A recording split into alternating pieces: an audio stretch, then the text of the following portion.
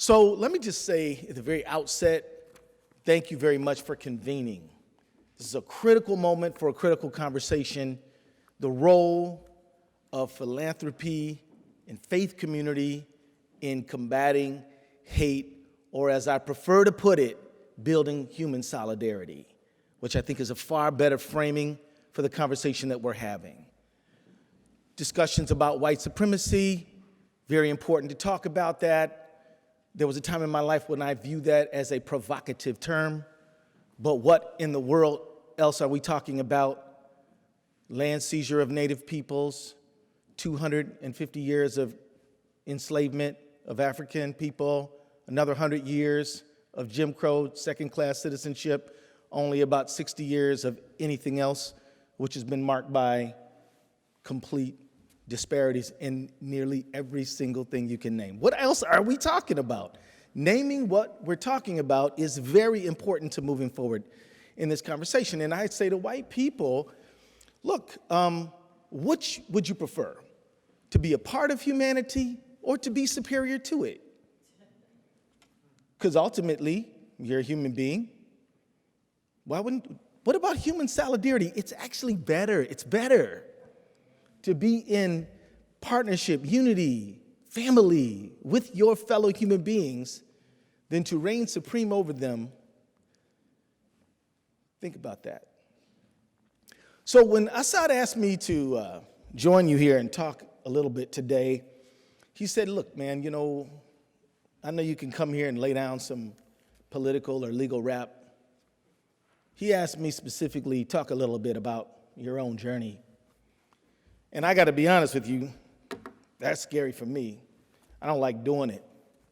I don't think in my entire political life, and many of y'all been knowing me for literally 30-some years, I'm not one to sit up and go on and on about myself. It's just not something I do, and mostly it's because it's not something I'm comfortable with doing. In fact, one of my young friends, some of y'all might know Leslie Redmond. Who knows Leslie? She recently had me on a panel where she said, what have been some of your challenges? And without any doubt, I had to say, I know I must have had some, but I don't know and I can't think of any right now. And you all know that I'm rarely at a loss for words, but I was at that moment. And when I reflected upon my answer, I wasn't proud of it. I think it had some combination of machismo or some combination of just relying on certain walls to not have to feel the pain that I've had to walk this world in. My father, who is 91 years and still kicking, he was a suck it up and get it done kind of person. And of course he was. How else do you live through American apartheid? How else? My father's a physician. It's funny how many people I meet, usually Caucasian, who think that I was born in the ghettos of Detroit. I certainly was born in the city of Detroit. I'm proud of that. My father's a psychiatrist. My mother is a social worker. I was never born, I didn't grow up in poverty, but I grew up in the tradition of African Americans. Both my parents are from the deep South. My mother grew up in a city called, not a city, actually a farm, called in Natchitoches Parish, Louisiana, somewhere called Cane River. And my father's from a place called Sardis, Georgia, in Burke County, Georgia. And they ended up in Detroit because that's where the economy was popping at that time. I come from a tradition where my grandfather was organizing black voters in Natchitoches Parish, Louisiana in the mid-50s, and the people there, the white people there, refused to sell them gasoline because he was stirring up a fuss with their coloreds. They burned a cross in front of the house. And whenever he would get, on Fridays, he would go to Fish Fries and talk to people about voting. And so what they would do, they pull trees out in the middle of the street, in the middle of the road, so that if he decided that he was going to try to move the trees, that he'd have to wonder, are they going to shoot me when I get out of this car? My mother went to high school in a place called Holy Rosary in Lafayette, Louisiana. Why would your mother go to a boarding school? Because they threatened to kill and blow up the house so much that my parents said, we can't have our teenage daughter here. That's who raised me. So I can't think of a single challenge when I think about that. And all of you guys have followed politics. You know that I've had to overcome a few things here and there. I don't even want to get into it. But I have not allowed myself to even let that soak into my mind because there's so much more to do out in front of us all. And one of the most urgent things we can do right now is build human solidarity. And the philanthropic community must step up to this challenge. Simply must. We are coming apart. And people are using imagery, language to tell us that we should be the enemy of each other every single day. They're creative about how they try to split us apart. Everybody knows about anti-Semitism, which I call the original white supremacy, because as white-skinned as some of our Jewish friends are, they weren't white enough for some people in Europe, and I'm not even talking about Hitler. I'm talking about the pogroms that preceded that by 2,000 years. Of course, Islamophobia, we all know about that. We'll talk about that in a moment. But let's even talk about anti-Latino hate. The guy who got in his car in Dallas and drove all the way down to El Paso and shot people to death because they were taking his jobs. That didn't pop up out of nowhere. It was a hate crime, if ever there was one. And he felt that these people, these human beings just like him, were his enemy, and he could murder them because he felt that they were replacing him. One of the most important things we can discuss today is how philanthropy, through the lens of a faith-based worldview, can come together to create human solidarity, to help people see and recognize the core commonality, the compassion, and the solidarity that each one of us really should have with each other. The forces pulling us apart are strong. They're ideologically based, and they're well-financed. You want to talk about the anti-Islamophobia? The Center for American Progress wrote a report a few years ago. The Center for American Progress, if you want to read the report, categorizing not just all the ugly incidents, because we're expert at those, but the people who fund it all. And how some folks would say, look, I am an expert in terrorism. You, Police Department XYZ, should hire me to teach you how to combat terrorism. My fee is only going to be $1 bazillion, but in exchange, I'll teach you how to stay safe. And you know they're going to get you, and they're going to get you soon, so pay up. I'm talking about the industry of anti-Muslim hate. Billions of dollars, some of it funded through philanthropic organizations. You are in rooms that some of us will never get in. And my request of you is that when you get into a philanthropic room where people are passing out large sums of money, that you hold people accountable who are funding hatred and division and say, why are you doing this? This is not right.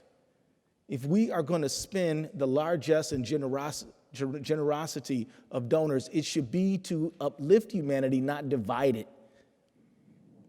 This is something you can do, and I urge you to do it. It won't even cost you any money. Let me just say to you that there is a certain utility in dividing us. There's a benefit to it to some. There are some people, just take an example that doesn't have necessarily to do with racial or religious hatred. Let's talk about how there is this argument out there that the young people are never going to get Social Security because the old people are taking it all and the system's running out of money. Who heard that one? That's a lie.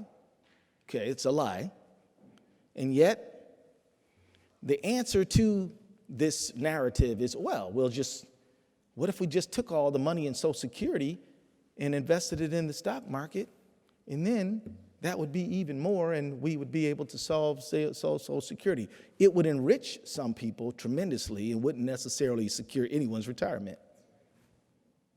But you understand how the division and the hate are used then to profit some certain individuals. And every single thing that we're talking about today does the same thing. It's critical to understand this. The companies and the people who are the most vociferous haters of undocumented people use the most undocumented labor. They don't want people to have a status. They want to be able to say, and forgive me if this sounds like I'm stereotyping, because I'm really not. They want to be able to say, Yolanda, Jose, you don't like the accommodations at this factory? Oh, well, maybe ICE will come around tomorrow since you're complaining about your pay and your work conditions. Never mind. People still complain, and you see the raids. I'm telling you, there are some folks who make money off of the system. One person said up here, this system's not broken, it is operating as designed. This is something that we should keep in mind. It's not working for the vast majority, but there's a select number of people who this works for absolutely. And we have a duty to do something about it. Now, I just want to say, again, I don't think I'll ever arrive at the point where I'm going to lament all my challenges in life. I'm just bad at that. But I can tell you that there were moments that I remember recently and back in 2006 and before and in between, when my identity as a Muslim slipped away from my mind, but my connection to the God that I pray to was everything to me.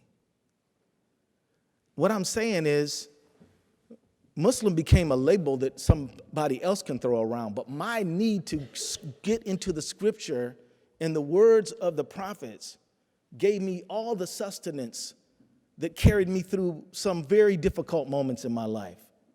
There's some things that I went through that I don't know how I would have made it any other way. And when the intensity was the greatest is when my prayers were the most earnest. And I just want to say to all of you who are people of faith, you know what I'm talking about. I'm Muslim. I remember listening to a speech by Martin Luther King, who's Christian, in which he said, I came home from a meeting of the Montgomery Improvement Association, and the meeting went long. And we were arguing, and we couldn't get along. We couldn't come to any agreement. And my wife was in bed, my kids were in bed, and I came in. Somebody called up and said, N-word, if you ain't out of town in 3 days, I'm going to blow your house up and blow up your house. And he said, I've heard those calls many times before, and I brush them off. But this time it got to me. It kind of shook me to my core. He said, I went in and saw my loving wife. And I said, somehow even her warm embrace is not going to make me feel any better. I saw my kids. And I said, I don't know how their warm and loving embrace and their beautiful smiles and their innocence, even that is not going to make me feel any better. And I thought about my father, who always this rock, and my mother, who was always this rock in Atlanta. And they were thousands of miles away, hundreds of miles away, and they couldn't come to me. And then he said, suddenly, he heard a voice that he actually didn't hear with his own ears, but he heard it anyway. And God said to him, I'll never leave you alone. Does anybody know this speech? The man was having a divine moment right there, right in front of us. And I have been there. I have been there. What I'm saying is that for me, and those of you in the faith community who have gone through the fiery furnace, it is a transformative moment, and it will make you forget your fear. It'll make you carry on when you feel like quitting. It'll make you withstand every arrow and every lie and every false allegation And it'll even make you stand up and face the things you did do wrong, but without shame. Who remembers 2006? I didn't pay them parking tickets on time, y'all. I failed. I'm sorry. Boy, they made me feel like a penny waiting for change for that.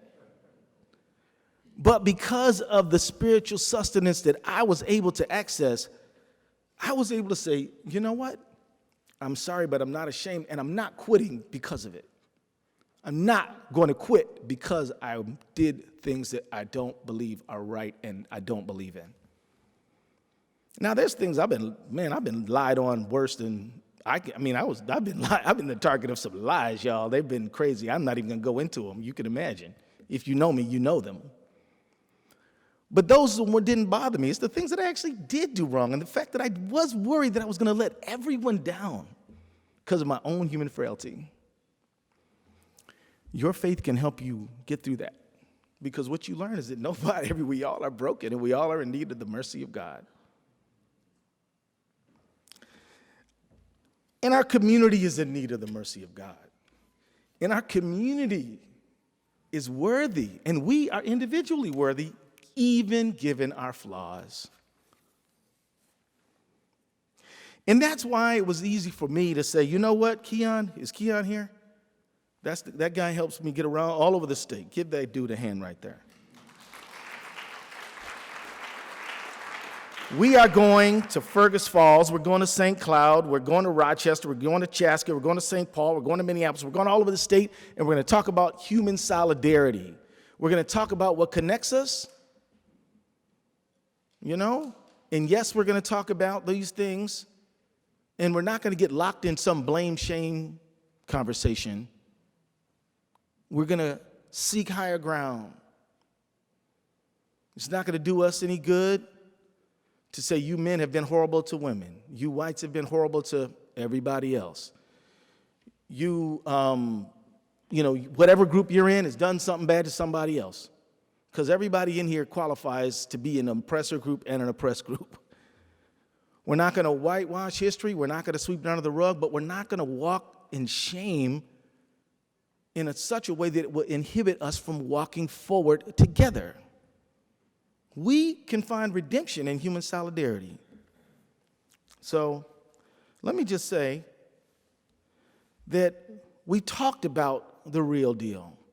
I asked people, look at that. Muhammad was a rapist. F. Isaiah.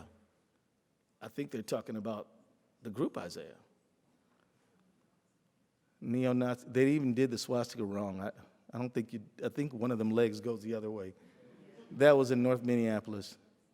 The Jews. So interesting.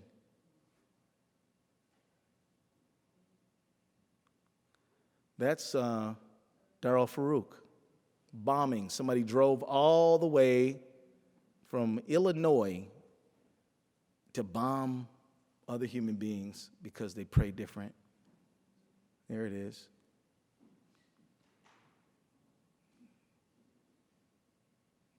I think that says Jews must die. Kikes, okay. Well, sorry, I don't like using that language, but that's what it says. That's what it says. Hail Hitler. The man who threatened to put a bullet in Representative Omar's head pleads guilty. It began with a hate-filled call to Representative Ilhan Omar's Washington office. Do you work for Muslim Brotherhood? Why are you working for her? She's a effing, I guess, terrorist. Somebody ought to put a bullet in her skull. Back in the day, our forefathers would have put a bullet in her. I'll put a bullet in her skull. This is a 55-year-old man. Don't think this is just a bunch of wayward kids. It's certainly not. This is a twofer. Allah is gay. Double hate. And this is my own mosque that I go to every Friday that I'm in town. So I just mentioned this, and I want to give you some tangible examples. Every time they hit this place, you may think, well, it's just paint, wash it off. It injects a paralyzing fear into the community. it injects a paralyzing fear, an immobilizing fear. It makes people want to duck into the synagogue, the mosque. We don't want to go out. We don't need any trouble. We remember when this used to happen to us. Starts with words and it ends up with somebody being dead or murdered or killed, or literally thousands and maybe millions being burned. It does not stop just with that paint. We know this. As people in philanthropy, and I've got the 5-minute sign, am I okay? It is important for us all to understand the functionality of the hate. You know, discrete outbreaks of hate have fueled political change in our country. We like to think, who's ever heard the term violence doesn't solve anything? Well, go tell that to the people in Wilmington, North Carolina. There was a fusion government. There was a government that had blacks and whites in it after the Civil War. Black and white government in Wilmington, North Carolina. People of multiracial government after the Civil War. The white supremacists, fueled with the state, some of the leading newspapers in the state, talked about the overcoming invasion of the black mongrel horde. And some white supremacists killed blacks and whites, took over the state government, and never had no election. And nobody ever fixed it. There's a conversation in our country about reparations. Let's not talk about general reparations. Let's just talk about Tulsa, Oklahoma, in particular, specifically.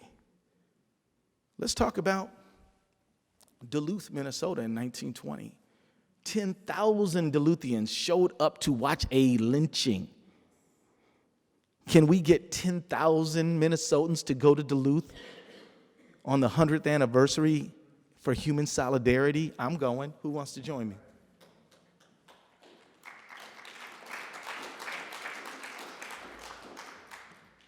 The bottom line is we need enlightened leadership to stand up and be counted. And those of you who represent money, privilege, and power are in a position to raise your voices and say we have a different vision for our nation than that. I know that there's so many pressures for you just to be quiet, just to shut up and just talk about the technicalities of the situation. We need you to talk about the broad themes of the situation. That what you say in those rooms that many of us never get in, including the Attorney General for the state of Minnesota does not get in, make a big difference. We need you to support, create tables and organizations that promote social cohesion based on human connection. We need you to get over your shame. It's not helping anybody. Your white guilt, please get rid of it. I'll give you credit for having not owned slaves or stolen anyone's land. But that doesn't mean that all of us don't have a responsibility to create a better world. We do. We simply do. And if you need me to, I'll say, yeah, as a male, I got male privilege. And we all have had some. But in 2020, we live in a national political environment where they're trying to rip us apart to the detriment of us all except for a very small number of people. And we need you to step up and do the uncommon thing. We need you to get over your aversion to politics and religion. Now, we know because of your legal status, you cannot support or oppose a candidate, and it's not appropriate. We want you to go deeper than that anyway. Deeper than that anyway. Talk about our common humanity. We want you to talk about how at the end of the day, we all have to be in compassion with each other, and we need you to support groups that do that. Human solidarity is not coming from the White House. I'm sorry. You might be shocked to hear it, but it's just not. But it does need to come from your house. And so I hope from today you can go back and form a plan. You can embrace the moment that we're in, you can recognize that every inflection point in history that you've ever studied is a lot like the moment we're in now. And if you admire those people who stepped up when it was necessary, then look in the mirror and admire yourself as you step up, because that moment is right now. Finally, as Attorney General, I will work with other people who are in law enforcement, and we will prosecute people who deface property, commit crimes, and commit assaults based on racial bias. We will prosecute them, we will arrest them, but that won't fix the community. We need people to find love and solidarity for that, and that's what you guys specialize in every single day. So that's all I want to say. Thanks.